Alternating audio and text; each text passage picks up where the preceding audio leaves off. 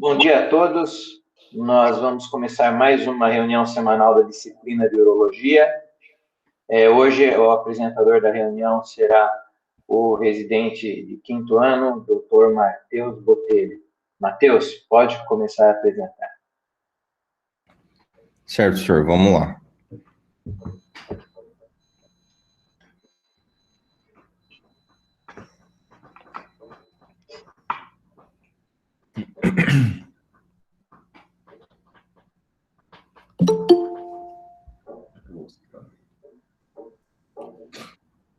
Então, vamos lá. Vamos começar com os casos.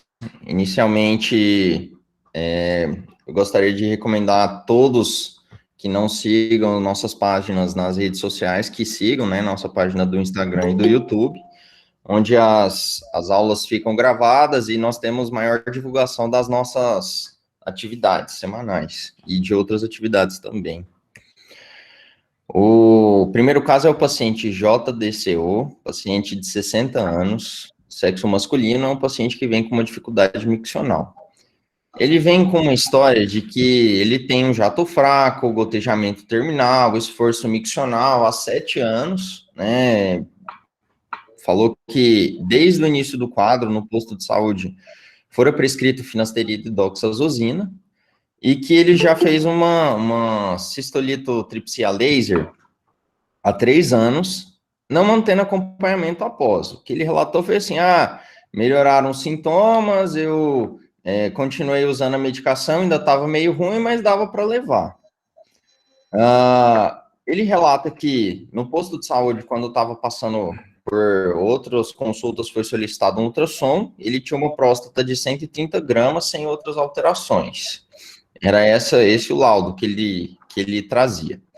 E ele veio na consulta com um quadro de hematúria, urgência miccional, e relatou que, assim, principalmente no último mês, ele teve várias idas ao pronto-socorro, falaram que ele tinha uma infecção do trato urinário, e foram prescritos múltiplos antibióticos para ele sem melhora do quadro, né? De antecedentes pessoais, ele é hipertenso, diabético, tem um AVC há 2 anos, aparentemente sem sequelas neurológicas, e ele fala que a vida dele é sem alterações. Ao exame, nós temos um paciente bem, sem outras alterações, um toque retal, a próstata maior de 60 gramas, fibroelástica sem nodulações. Ele trouxe alguns dos exames que ele fez lá na UBS, um HB de 11, uma creatina de 0,8 e uma urina 1 sem outras alterações, a não ser uma hematória de 100 mil. Antes desse ultrassom, eu queria parar um pouco e perguntar para o Jefferson. Jefferson, esse paciente está comparecendo aí ao atendimento e tem uma história um pouco torta. O que causou estranheza para você na história? Beleza. Bom dia, professor. Bom dia a todos.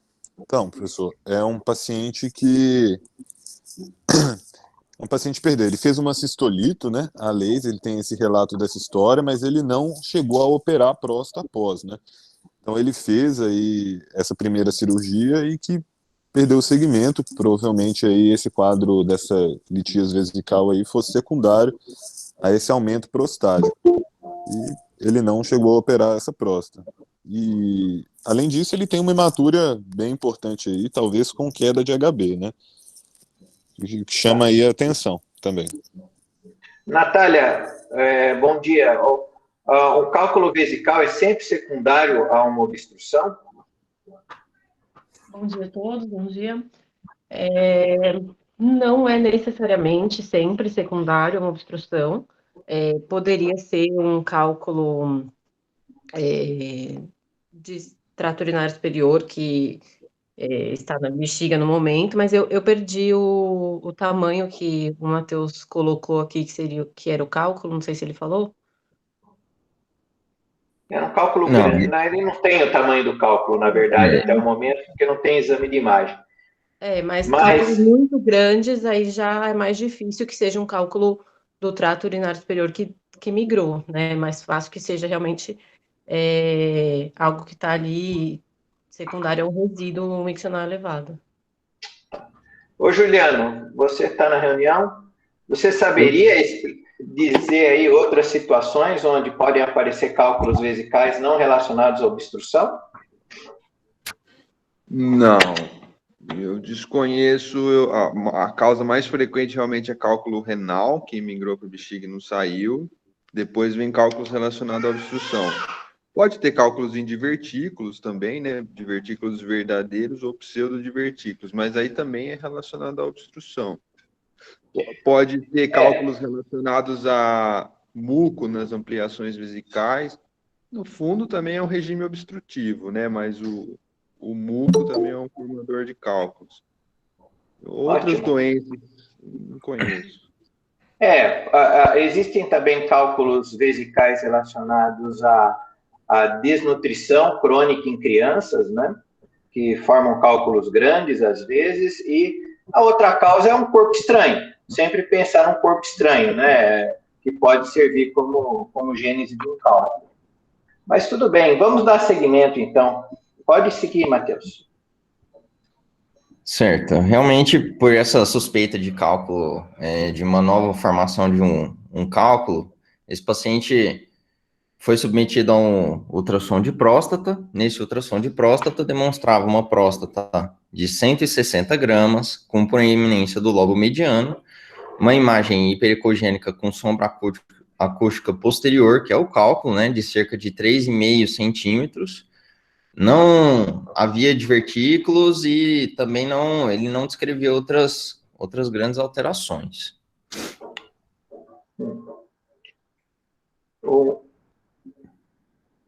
Você pode seguir, Matheus, eu acho que mais uma slide. Certo. Então, nesse caso, o paciente ele precisava de uma conduta cirúrgica, né, para que esse cálculo fosse retirado para podermos seguir o segmento, né, dele. Então, foi feita uma cistolito, né. Aqui nós temos imagem, um cálculo grande, duro, uma fibra de 1000, né, nós vemos que ele foi uma cirurgia de cerca de 40 minutos, sem grandes intercorrências.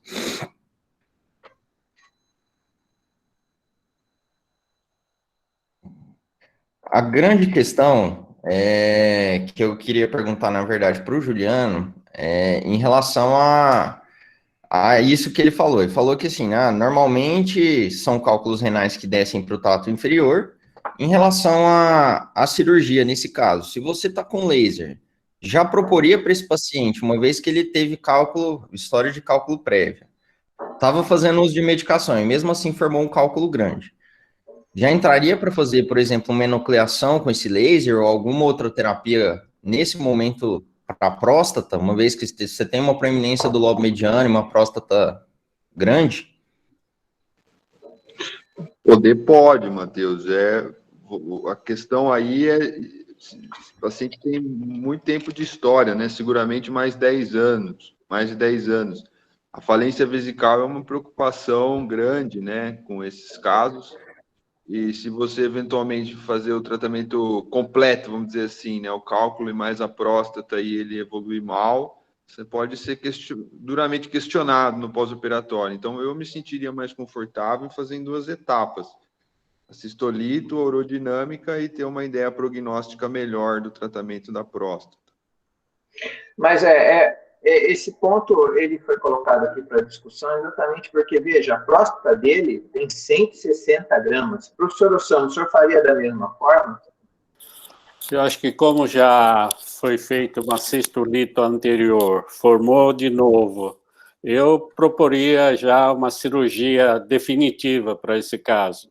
Eu acho que não adianta ficar contemporizando. Então, eu faria, nesse caso, como é uma próstata grande, eu indicaria uma prostatectomia a milling e retiraria esse cálculo. Eu acho que já resolveria o problema do paciente. É um paciente bastante sintomático. A urodinâmica, não sei se pode ajudar, mas acho que não vai mudar muito a conduta nesse caso. Posso contra-argumentar? Pode. Eu acho que tem outro detalhe que eu não comentei, técnico. Esse procedimento não é um procedimento rápido. Para quebrar esse cálculo vai demorar seguramente umas 2h30. É muito demorado, mesmo com a fibra de 1000.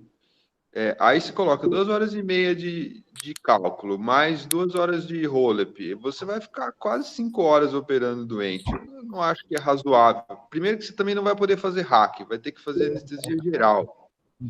Ele já tem comorbidade, então tem esse ponto também. Por isso, Juliano, por isso que eu faria cirurgia aberta. Entendi. Exatamente. O Orestes pediu a palavra. Pode comentar, Orestes. Eu queria comentar exatamente o que o Sam comentou. Uma cirurgia aberta é 1h15, 1h30, resolvia de uma vez. E também, mesmo, Juliano, que tem uma hipocontratilidade do detrusor, numa próstata de 160, ele vai continuar sintomático. Nós vamos já desobstruir, melhorar um pouco, não totalmente, o LUTS dele, e diminuir a chance de outros cálculos. Acho que a gente tem que pensar em soluções definitivas. Obrigado. Lucas, você pediu a palavra? Lucas? Sim, professor. Bom dia. Eu concordo mesmo com o doutor Osama, e agora o doutor Orestes também comentou.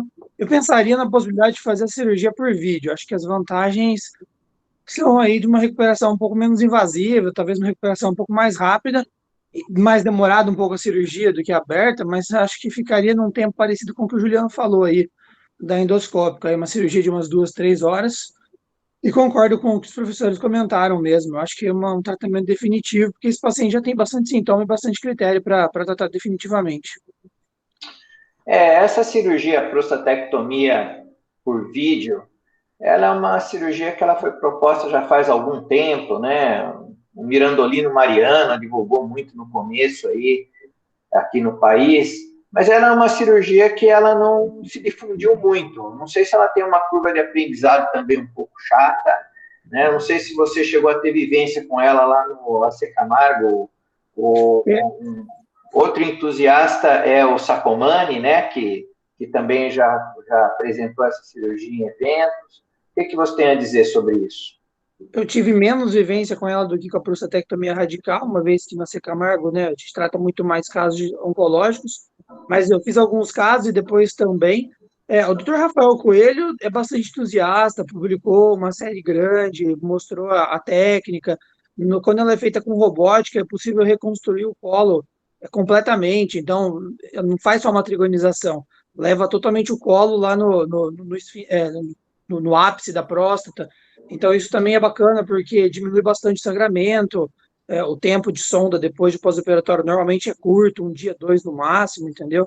Então, assim, eu acho que é uma cirurgia interessante, e em termos de curva, ela é um pouco mais simples do que a prostatectomia radical, então não tem pedículo, não tem que dissecar, então, enfim, os pedículos laterais e as bandas prostáticas. Então, assim, não quer dizer que é uma cirurgia que você sai fazendo de primeira, mas a curva dela é mais simples do que da prostatectomia radical, sem dúvida. Tudo bem. Por outro lado, tem a preocupação do Juliano aí, que ela é legítima também, porque é muito decepcionante a gente fazer um procedimento grande no paciente e o paciente continuar sem urinar, né, Juliano? Nesse caso, eu acho que o aconselhamento pré-operatório, que é o motivo de maior preocupação aí, ou se o paciente concordar em fazer os 2 procedimentos, e sabendo que ele pode ter um esvaziamento que não vai ser ótimo, aí a gente seguiria com o procedimento. Mas o que foi feito aí, Matheus? Senhor, nesse caso, foi optado por realizar, conforme o Juliano havia comentado, isso, fazer em 2 tempos, né? Então, após essa cirurgia da cistolito, o paciente foi submetido a um estudo urodinâmico. Aqui na avaliação urodinâmica, nós vemos que o paciente, ele chegou a uma capacidade cistométrica máxima de 380, né, de volume, não apresentou contrações involuntárias do detrusor, e na fase, não teve alteração da complacência vesical, e na fase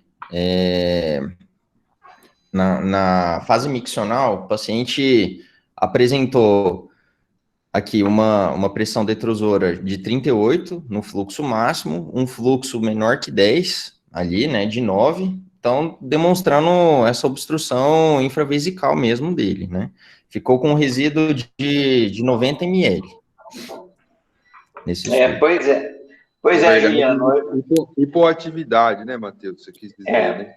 Isso, Um exatamente. detrusor, Então, pressão um baixa. detrusor hipoativo na fase miccional. Juliano, a gente faz urodinâmica para se complicar às vezes, né? Porque e agora?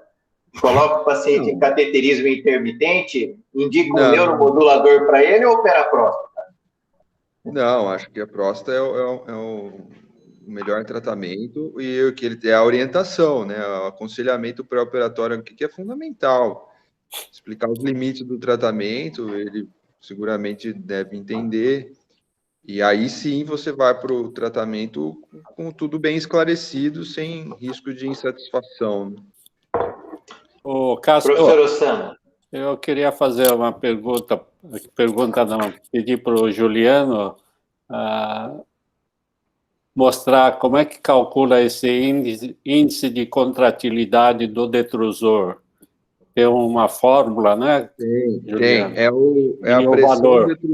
É a pressão detrusora no fluxo máximo, que aqui no caso foi 38, mais 5 vezes o fluxo máximo. E aí, no caso, foi 9. Então, dá 45 mais 38, que chega nesses 83. Aí, o valor de referência é assim, quando abaixo de 100 é uma hipoatividade, quando abaixo de 50 é hipoatividade grave. Isso mesmo. Muito bem. Aqui, até se o senhor reparar, talvez essa pressão ela seja até um pouco menor, porque rebaixou um pouquinho os catéteres e não foi corrigida a posição. Mas tudo bem, já demonstra. E houve algum efeito de prensa abdominal também aí. A gente percebe que ele fez uns movimentos com o abdômen, a curva ficou meio sinuosa. É um caso difícil. O paciente perdeu o timing, né, Juliano? A verdade é essa daí. Exatamente. A história deve ser muito mais longa, né, do que foi apresentado.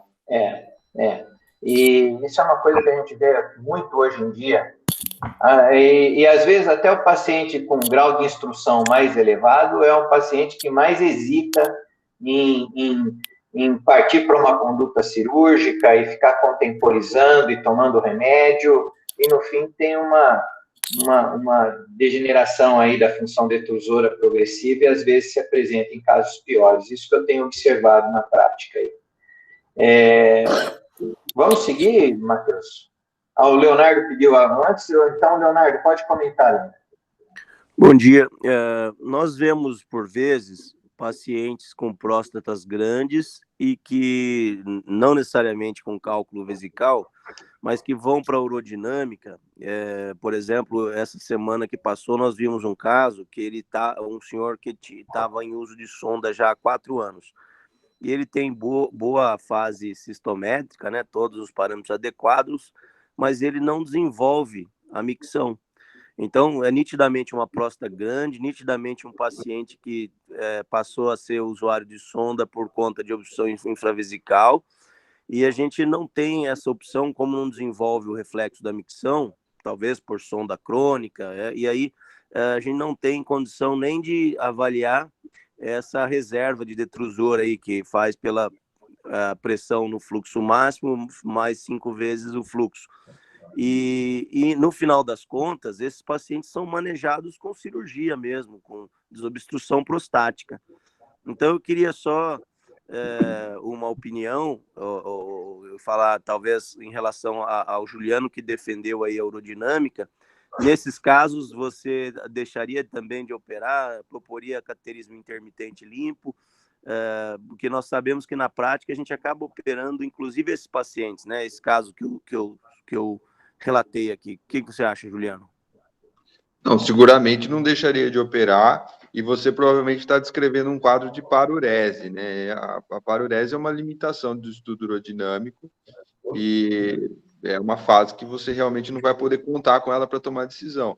Agora, veja, a minha opinião sobre a avaliação urodinâmica nesse caso é uma coisa muito pessoal, porque se você olhar em qualquer guideline, não é necessário urodinâmica para operar esse caso. Mas a minha impressão, e aqui é uma reunião onde é possível discutir a impressão, eu me sinto mais confortável em aconselhar o paciente assim, muito crônico, com complicações, com uma urodinâmica prévia. É mais fácil de conversar sobre o que vai acontecer no pós, mas não que isso impeça de tratar, de maneira alguma. E existe um outro aspecto do paciente que também não deseja cirurgia aberta, que existe também, né, Juliano? Então, às vezes, já que o indivíduo não concorda com cirurgia aberta, vai ter que fazer em 2 tempos, um tempo cirúrgico muito longo, você aproveita o gap para fazer a urodinâmica. Lucas, quer comentar o quê? A minha pergunta é para o professor o Samo, que também comentou de fazer cirurgia de uma vez, se faria a urodinâmica antes ou se ele partiria para a cirurgia sem a urodinâmica. Faria a urodinâmica mesmo pelo cálculo na bexiga? A minha opinião é que, nesse caso em particular, porque depois da cirurgia de cistolito, ele estava urinando, né? Ele não teve retenção urinária. Agora, os pacientes que vêm com quadro de retenção urinária, eu acho que tem indicação de fazer urodinâmica, para ver, como o Juliano disse, né, para calcular esse índice de contratilidade do detrusor. Mas para a gente orientar o paciente, que a gente pode falar que no pós-operatório pode até não urinar e ter dificuldade e necessitar de algum outro tipo de tratamento, como cateterismo intermitente. Isso é uma orientação que a gente sempre tem que lembrar o paciente, né? Uma das complicações que pode acontecer, mas a gente, na prática, a gente vê que muitos pacientes voltam a urinar mesmo. São poucos que necessitam de cateterismo intermitente. Eu acho que é importante, nesses casos de pacientes que apresentam, que vêm com retenção urinária, você, normalmente, quando o paciente tem retenção urinária por hiperplasia nodular da próstata, você, normalmente, na prática, a gente dá o remédio, né, alfa-bloqueador, por 1 semana, 10 dias, depois você tenta tirar essa sonda e ver se o paciente urina. E aí, eu acho que tem indicação de fazer urodinâmica. Bom, mas, Lucas, a urodinâmica com cálculo não vai bem. Você corre riscos de ver alterações na fase de enchimento que não são verdadeiras e na fase de esvaziamento, parte do problema pode ser pela obstrução do cálculo. Então, não tem cabimento. Eu acho que é um mau uso do recurso. Acho que ou tira o cálculo ou não faz urodinâmica. Pode seguir, Matheus. Professor, na verdade eu queria colocar mais um temperozinho na discussão. Eu queria perguntar para o doutor Adriano. Professor Adriano, nós estamos com o paciente dessa forma, né? Já foi retirado o cálculo, ele vem com esse estudo urodinâmico, ele tem 60 anos. E se porventura ele falasse, não, sabe o que é? Que eu casei recente, novamente, minha esposa era falecida, eu casei novamente com uma esposa mais jovem e ela quer ficar gestante. Tem algum tipo de cirurgia que possa ser feita na próstata, que possa manter a fertilidade desse homem intacta, ou todos os tipos não têm alteração em relação à fertilidade masculina?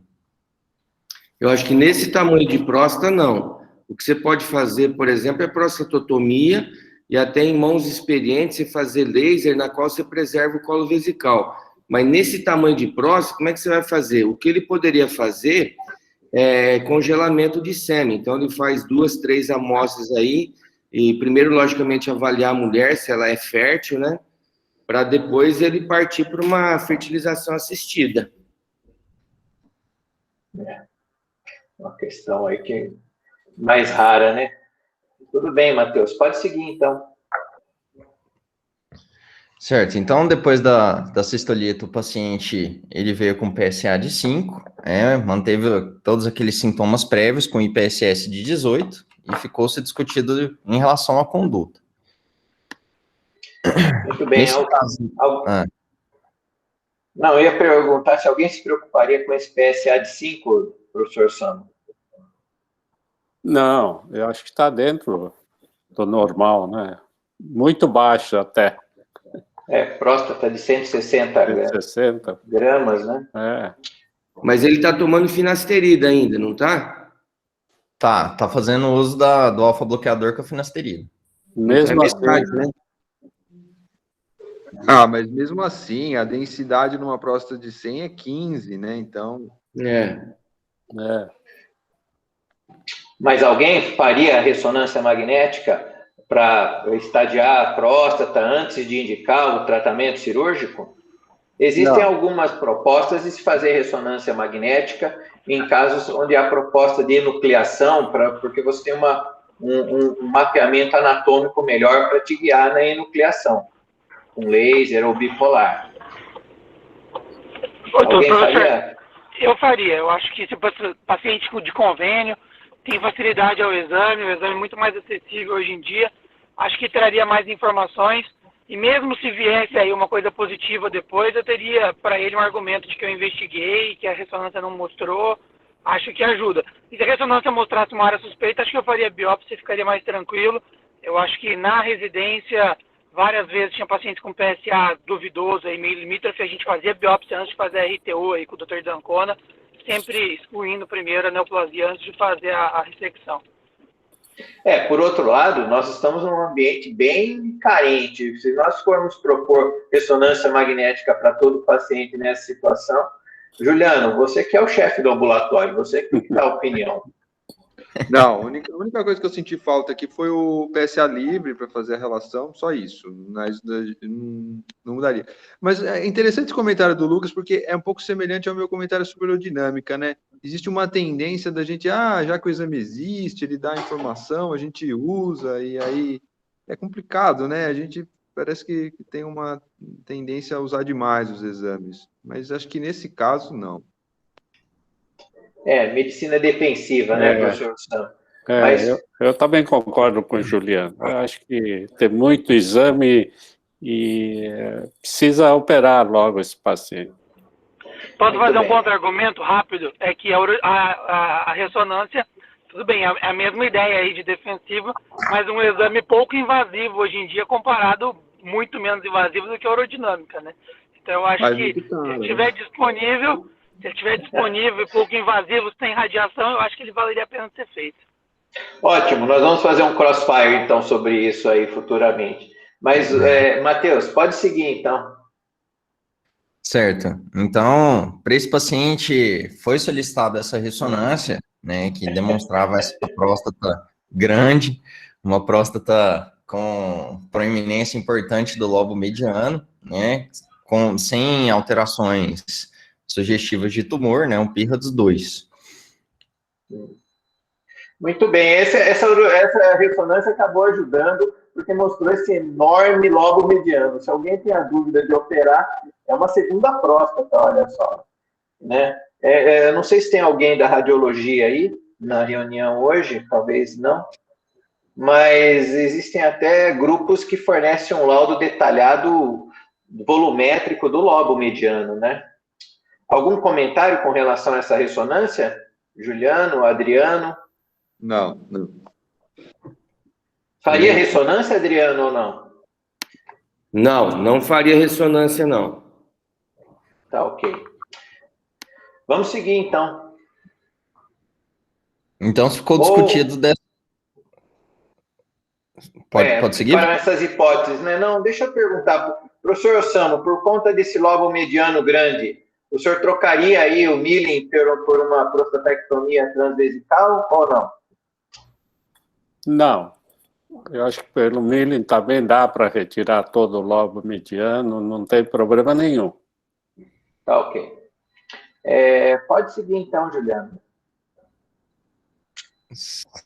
Certo. Juliano não, Matheus, perdão. Nesse intuito de terapias menos invasivas, né, mais urológicas, e nesse ano até em uma das revistas, das grandes revistas urológicas, saíram alguns casos sobre HOLEP de próstatas até de 500 gramas, tem próstatas demonstradas em tomografia de 500 gramas, foi optado por realização de home laser, né, uma cirurgia de 5 horas e meia, um sangramento estimado de cerca de 400 ml, e o paciente foi mantido em irrigação vesical pós-operatória. Na enfermaria, ele evoluiu com quadro de hematória no primeiro pós-operatório, mantido em irrigação, não teve queda do HB. No PO3, foi desligada a irrigação no período da manhã, porque já não estava mais hematórico, o HB manteve-se estável, e ele teve uma alta com o retorno ambulatorial no PO3 dessa cirurgia. Muito bem. O Orestes pediu a palavra, Orestes? Obrigado, cara. Ô, Samu, 5 horas de cirurgia, 400 ml de perda de sangue. Você não seria como a gente mais tradicional mesmo, fazendo um milling, como você falou? Um tempo de risco bem menor, diminui risco. O que você acha? Eu também concordo. Eu acho que 5 horas e meia, porque tem 2 etapas, né, na ROLEP. Primeiro é a enucleação. Segundo é você triturar essa próstata e remover. Então, eu acho que é uma cirurgia bastante demorada. Agora, eu acho que tudo que foi feito num ambiente universitário, tudo que demora, porque tem gente que tira essa próstata em 2, 3 horas. Então, mas isso aí vai depender da experiência de cada um. Eu acho que é um procedimento, eu acho que quem tem experiência, eu acho que tá bem indicado, mas a minha opinião é que a cirurgia aberta, nessas condições, é bem mais rápida e bem mais tranquila. Eu vou ouvir o Juliano também, mas a questão é que, às vezes, nós nos colocamos na dificuldade, porque a curva de aprendizado do Hollister existe, mas, naturalmente, a gente acaba selecionando pacientes que têm próstatas maiores, e aí a gente se complica, vira uma cirurgia muito longa. Talvez começar com próstatas menores e reservar aí uma cirurgia mais rápida aí para pacientes que têm próstatas maiores, não é, Juliano? O que você acha disso? Claramente a gente está na curva, esse caso foi o Dr. Carlos que fez, a gente ainda tá na curva do Hollister. Agora, vocês passaram por isso, por exemplo, a percutânea, se ninguém tivesse enfrentado a curva de aprendizado da percutânea, estaria fazendo anatrópica até hoje. Então, eu entendo que é mais confortável fazer aquilo que você já sabe, mas as inovações têm que ser exploradas, então eu sou a favor. A seleção do caso realmente não foi boa, né? Mas aí tem esse negócio da pandemia, poucos horários cirúrgicos, não dá para fazer uma seleção tão... botar esse sujeito, preterir esse sujeito a outro de próstata de 50 gramas, né? É injusto, então... Sim. Juliano, tem uma pergunta do Lucas sobre alta com sonda versus alta sem sonda. Em que situações você dá alta com sonda após uma cirurgia endoscópica da próstata? Não, alta com sonda só se houver um acidente vesical ou uma perfuração muito grande da cápsula. Caso contrário, sem sonda. Tá, ok. Matheus, pode seguir? Nesse caso, em relação a essa pergunta do Lucas, o paciente foi de alta sem sonda. Foi retirada a sonda dele. Ele teve micção, né, visualizada mesmo, ele relatou que estava com a bexiga vazia e foi tido alta com sonda. No retorno, ele refere que teve uma melhora importante dos sintomas, com IPSS calculado de 6. Nos achados anatomopatológicos dos adenomas, tudo, não houve malignidade, né? E em relação ao acompanhamento desse paciente, uma vez que o detrusor dele não era tão bom como foi demonstrado na urodinâmica prévia, tem alguma coisa que a gente possa fazer especificamente, que a gente possa monitorar melhor esse detrusor ou algo assim, ou é só parte clínica e IPSS? Jefferson, queria ouvir o Jefferson agora. Como você vai propor o acompanhamento desse paciente no ambulatório? Jefferson. Oi, professor. Bom dia. Então, esse paciente a gente vai seguir ele mesmo pelo IPSS. A princípio, teve uma melhora bastante importante, paciente sem sonda. Repetiu o PSA dele, né, que a gente tem que continuar esse segmento aí, mas a princípio, sem necessidade aí de novos exames, se ele mantiver um IPSS baixo. Ô, Cássio, aí não poderia fazer um ultrassom com resíduo? Eu vou passar essa pergunta para o Juliano, antes de eu dar minha opinião. Juliano, como é que você acompanharia esse paciente? Usaria fluxometria, ultrassom, ou só pelo estado clínico dele? Não, a gente faz acompanhamento com as duas coisas, com fluxo livre.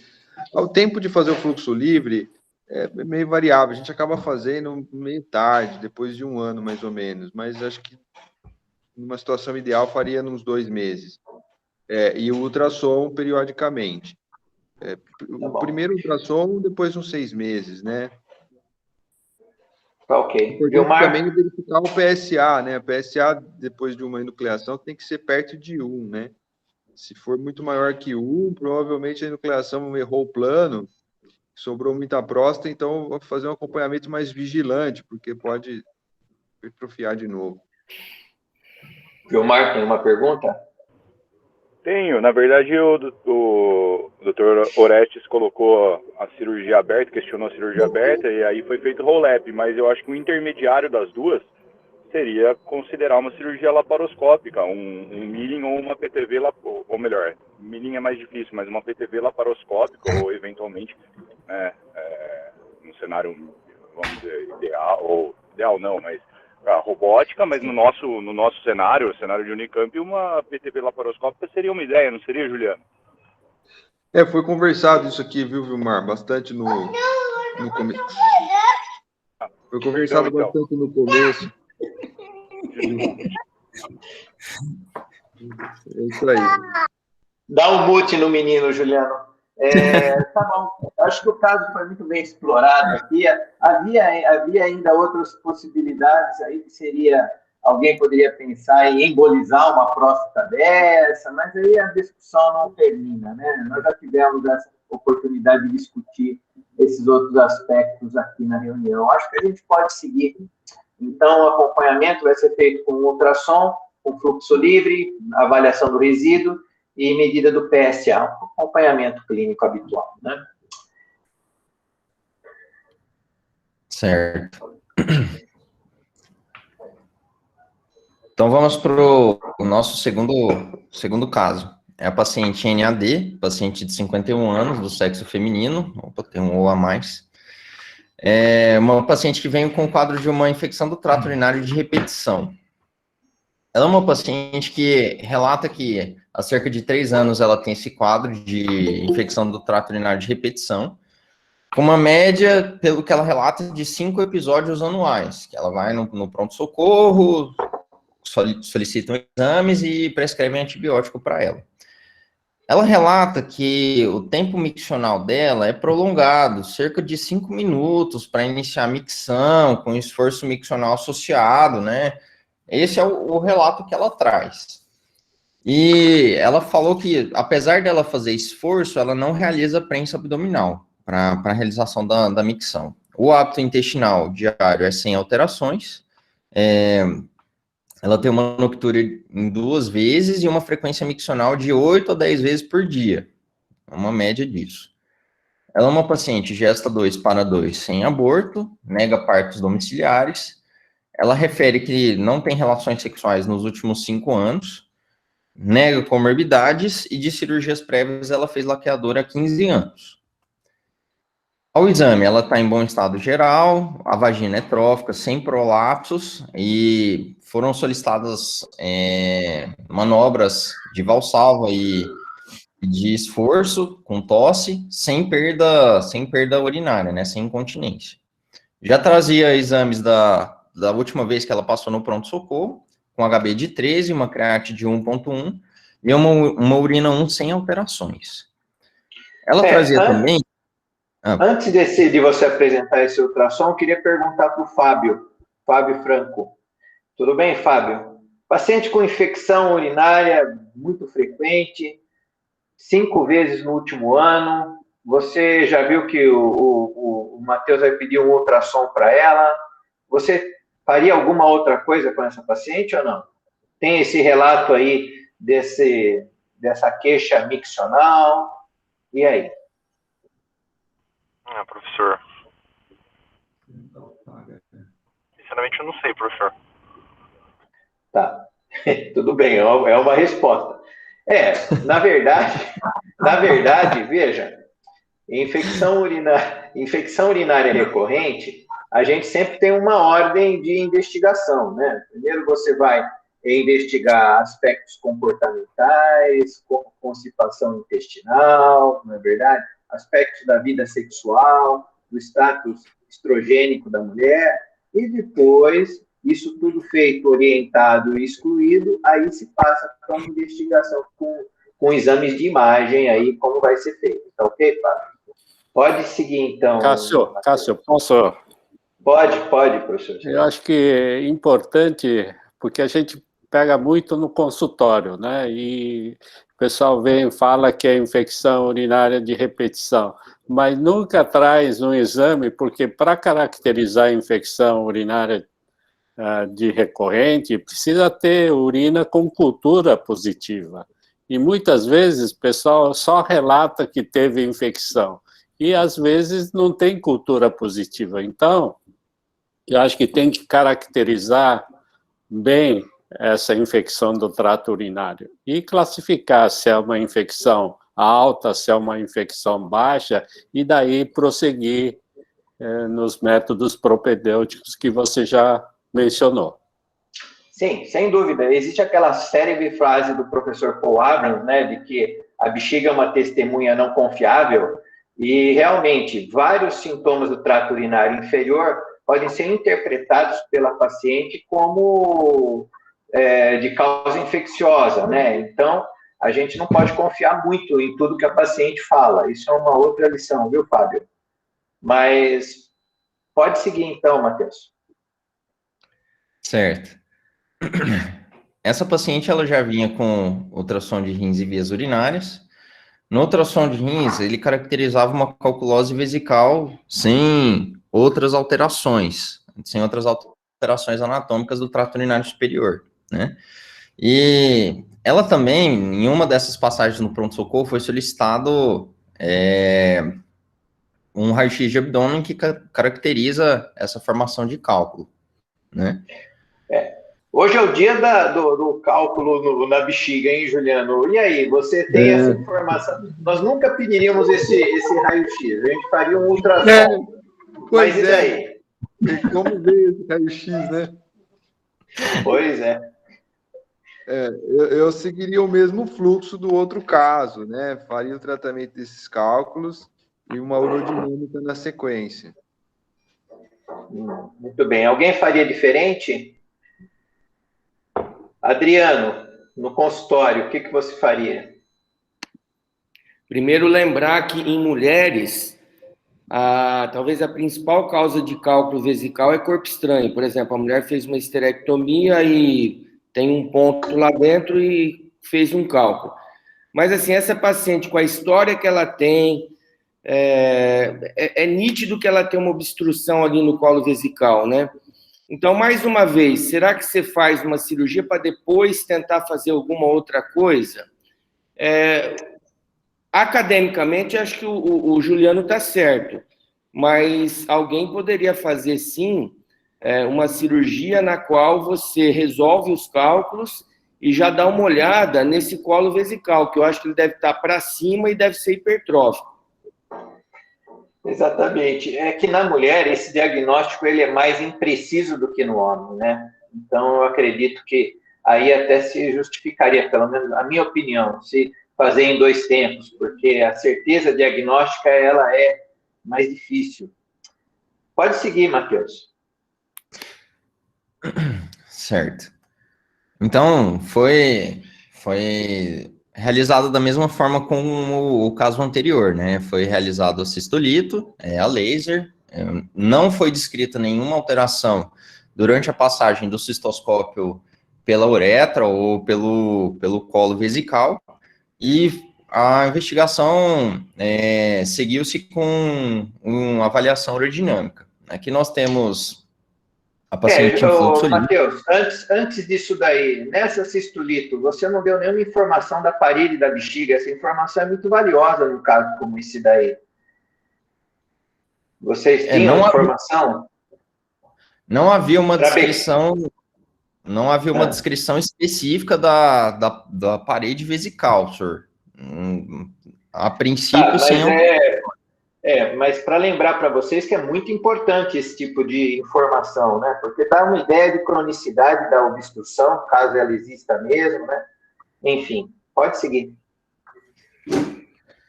Certo. Então, no estudo urodinâmico dessa paciente, ela teve um fluxo máximo de 18, mas nós percebemos aqui que ela teve esse esforço, né? Provavelmente, né, não dá para ter certeza, mas ela provavelmente teve algum esforço para poder fazer para ter esse fluxo que ela teve. Um resíduo de 30 ml inicialmente, na fase cistométrica, não havia presença de contração involuntária do detrusor. Ela teve uma pressão detrusora de 75 com fluxo máximo de 14, né? Um resíduo de 50 ml. Então, a princípio, o detrusor era bom. Juliano, dá para tirar alguma conclusão com urofluxometria a respeito de esforço? Como é que é isso? Não, isso que eu ia dizer. Existe uma descrição de curva de fluxometria padrão em solenoide, se não me engano é o nome, que denota uma curva características da hipoatividade, onde o fluxo vai oscilando conforme a pessoa faz esforço, mas não é correto afirmar que foi feito esforço, é necessário descrever o padrão da curva, o pattern da curva. Aí, no caso, não caracterizou esse padrão, né? Ela parece mais um fluxo de estacato, um fluxo que sobe e desce muito rápido.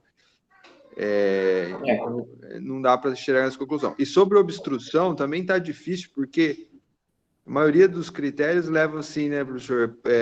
Qmax abaixo de 10 no fluxo livre, né? E pressão vesical acima de 40, né? Pela pressão, acima de 30, pela pressão, ok. Pelo fluxo que está chamando a atenção, que não é tão ruim, né? Ô, Cássio, a história não está batendo com a urodinâmica. Segundo o Matheus, a paciente fica 5 minutos esperando para urinar, sei lá, ou é uma obstrução, uma dissinergia detrusora esfinteriana, ou então uma bexiga hipoativa, mas as coisas não batem, clínica e exame. Aqui ela não demorou todo esse tempo, Matheus. Como é que você explica isso? Exatamente, senhor. Isso aí foi uma das coisas que foi questionada a ela depois dessa avaliação urodinâmica, porque ela falava que ela ficava muito tempo no banheiro e tudo. Então, uma vez que nós temos a avaliação urodinâmica demonstrando isso, nós ignoramos a parte que ela falava de que ficava esse tempo todo aguardando para ter essa micção, né? Uma vez que isso não ficou demonstrado. Tá, ok.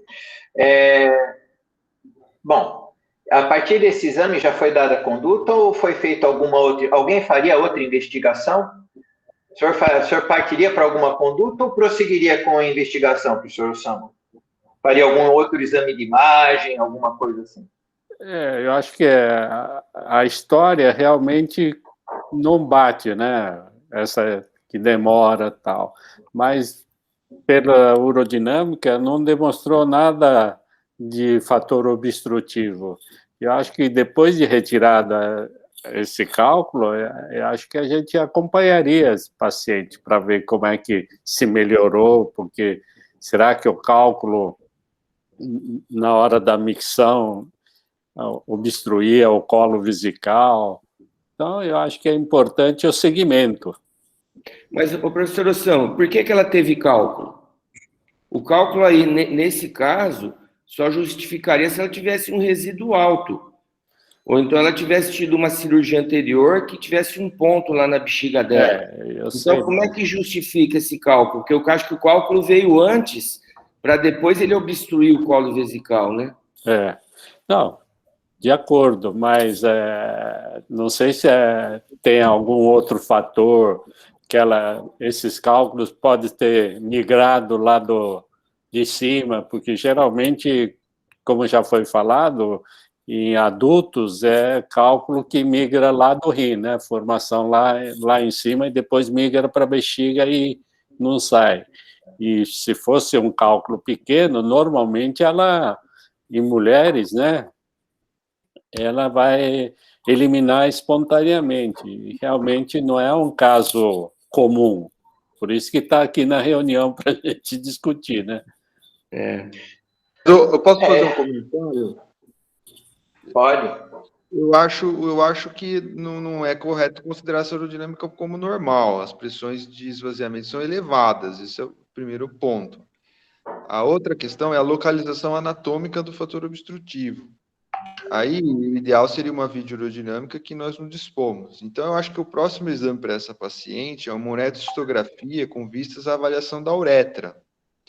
Porque pode ser que a obstrução seja primária do colo vesical, e aí talvez ela se beneficiaria de uma incisão no colo vesical. Mas pode ser que a gente veja um padrão de uretra em peão, onde denota que a localização anatômica é na uretra, no nível do esfíncter. Não seria propriamente um quadro de sinergia detrusor esfincteriana, porque ela não tem fator neurológico claro aqui, né? Mas eu acho que esse que é o exame que está faltando, a localização anatômica da obstrução. Do ponto de vista urodinâmico, acho que é correto dizer que ela tem obstrução. Cássio, posso fazer uma pergunta? Sim, só uma observação, o tempo de micção dela foi bem longo também, foi quase 1 minuto e meio, viu? É que esse dado no gráfico condensado aí, ele não aparece direito, mas é uma micção sofrida dessa mulher. Pode perguntar. Um outro detalhe, quem está acostumado a ver obstrução no nível da uretra, vê que tem esses pulsos, né, de eliminação de urina, e a hora que você tenta fazer uma normatização da curva, você vê que o ponto que denota o fluxo máximo, na verdade, ele é um ponto meio isolado, que foi aquela hora que saiu aquele jatinho um pouco mais forte. Então, eu apostaria que essa paciente tem uma obstrução no nível da uretra, do esfíncter. Juliano, será que o indivíduo que fez a cistolito, eu não sei quem fez, tá? Mas ele teve olhos para ver esse fator obstrutivo? Entendeu? Será que ele viu o colo vesical? Foi perguntado para o Matheus como é que era essa bexiga, se ela era trabeculada ou não. Então, de repente, passou batido também, né? Essa descrição da cistolito prejudicou o andamento, né? Sim, muito bem. Porque como a urodinâmica ela é mais imprecisa para o diagnóstico de obstrução em mulher, a gente precisa se amparar em aspectos anatômicos. Mas o que foi feito com essa paciente? Foi feito uretrocistografia nela, Matheus? Isso, por essa questão anatômica que o Juliano falou, foi solicitada uma uretrocistografia miccional para essa paciente, né? Nós vemos na primeira imagem, aqui à esquerda, que a bexiga não tem divertículos, aparentemente ela está bem cheia, sem trabeculações, sem qualquer outra grande alteração, sem refluxo, né? E no esforço miccional nós vemos que o colo abre, mas parece ter um ponto de estenose na uretra mais proximal dessa paciente. Nós temos outras imagens aqui. Essa imagem é semelhante à prévia. Apesar dessa imagem, ela conseguiu ter um resíduo bem pequeno, né, bem baixo aqui, demonstrado na imagem.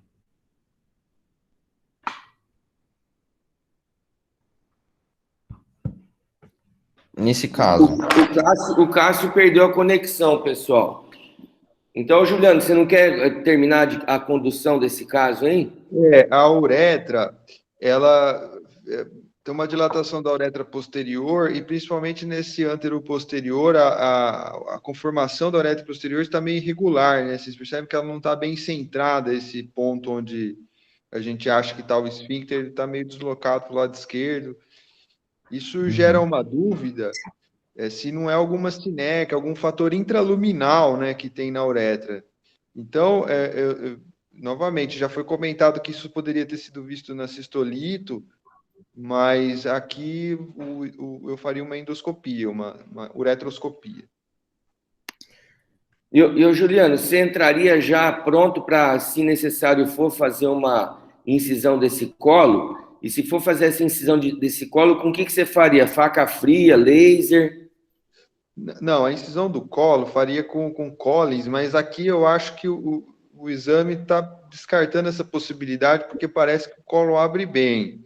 Eu acho que o laser vai bem se precisar fazer alguma incisãozinha na uretra média. Vamos supor que tem alguma pequena estenosezinha ali, né, na uretra média, você poderia cortar isso com o laser ou com a faca fria. Com a faca fria é ruim, né, de dar apoio, né, porque fica muito perto do meato. Mas, Juliano, você acha que do ponto de vista anatômico é possível isso que você falou, visto que você entrou com uma camisa, deve ser 21 frente ali? Não, eu sei.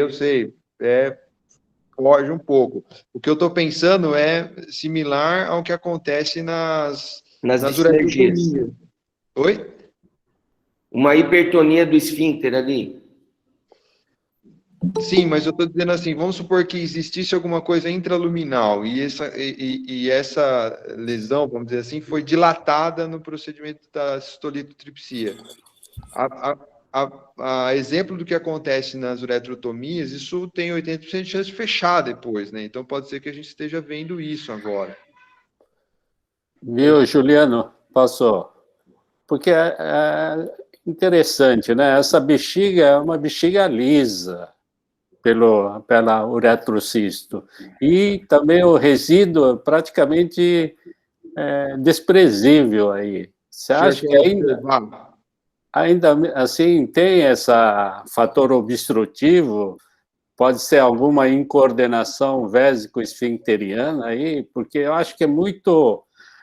Esse ponto aí está muito, assim... O senhor acha muito tênue a alteração? É, muito tênue essa alteração. Eu não acho que o que o senhor está falando está fora de cogitação, não. Acho que seguir o caso e observá-lo assim, mais a cada 6 meses, fazer uma ultrassom com resíduo, acho que é razoável a ideia. Mas a gente estava procurando um fator obstrutivo e o que a gente encontrou foi isso.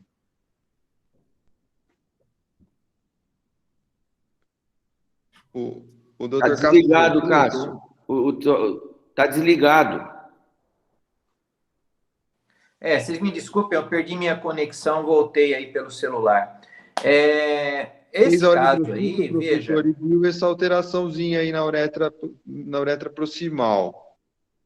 Sim, ela até poderia ser submetida a uma nova cistoscopia de uma forma assim mais focada aí no diagnóstico de obstrução, procurar aspectos na uretra, ou a gente poderia até prosseguir na investigação e até propor uma ressonância magnética para essa paciente para avaliar a uretra. A ressonância ela não está bem parametrizada para avaliar a uretra feminina e a gente depende muito do radiologista que vai prestar o serviço.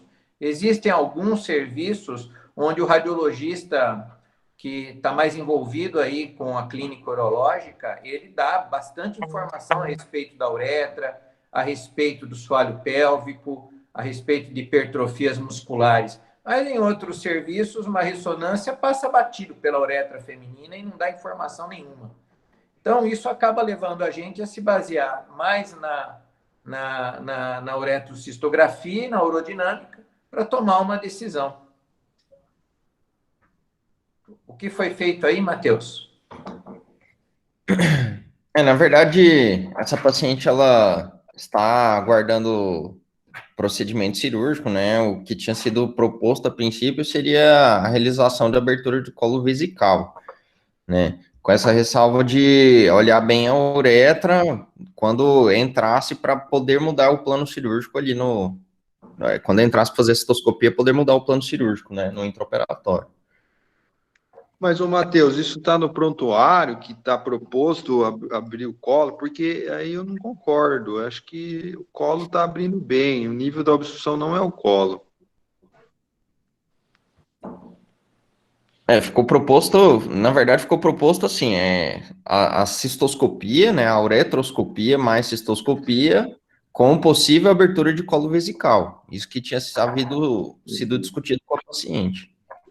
Enquanto o senhor caiu, doutor Cássio, eu estava comentando que eu achei a loja da uretra posterior irregular. O senhor vê que ela é meio torta para o lado esquerdo, assim, né? Os quadros de problema esfincteriano normalmente não tem isso aí, né? É mais regular o negócio. Na obstrução primária do colo vesical forma-se vamos dizer assim, uma superfície convexa ali, sem nenhuma protuberância. O colo vesical não abre, fica reto ali, fica né? Aí é que eu tô com dificuldade de ver a uretrocisto aqui no celular, mas realmente parece que tem um biquinho. Aí a gente tem que suspeitar de um problema no elevador do ânus, no levantador do ânus. E aí o tratamento é fisioterapêutico, não é cirúrgico, a princípio, né? Ou, caso não responda à fisioterapia, por meio de injeção de toxina botulínica nessa região, que é uma coisa mais, assim, quase um teste terapêutico para esses casos aí, né? Mas aí não seria a abertura do colo. Eu acho que ela tem que fazer essa uretrocistoscopia e a gente tentar localizar melhor essa obstrução aí. Ver se esse colo é elevado, como o Adriano falou. Algum comentário a mais? Não. Ô, Cássio, antigamente a gente fazia, junto com a urodinâmica, eletromiografia. Eu não sei nem se isso vale mais, mas teria alguma indicação, Juliano? Então, a eletromiografia tem aplicação nesse caso, mas o que eu tenho reparado, e tem saído pouca coisa sobre isso, é porque ela não é muito reprodutível. Você coloca os eletrodos na mulher e o registro fica muito ruim.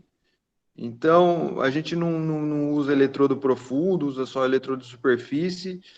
A ideia sua é avaliar a atividade esfincteriana durante a micção, o que é importante, mas tem uma limitação técnica aí que não estou conseguindo vencer, não fica bom o registro. O que fala contra aí a gente pensar num problema funcional no solo pélvico é que essa paciente ela não tem uma micção, pelo menos no fluxo-pressão ali, que sugira aí uma incoordenação. A urofluxometria dela sugere mais do que a micção do fluxo-pressão, porque ela tem aquele padrão staccato que o Juliano comentou. Mas no fluxo-pressão é diferente. Orestes, você quer comentar? Sim. Vocês estão falando em...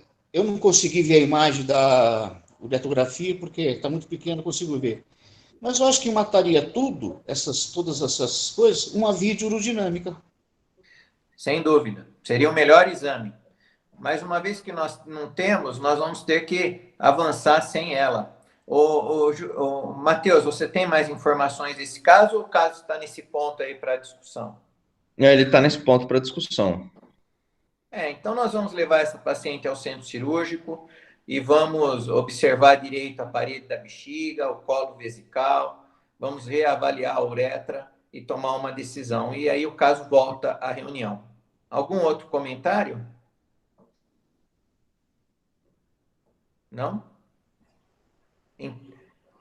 Então, veja, eu acho que a reunião por hoje nós podemos encerrar, né? Acho que eu estou sem relógio agora aqui, porque o meu celular está sendo usado para isso. 8h35. Acho que nós já até ultrapassamos as 8h30 aí.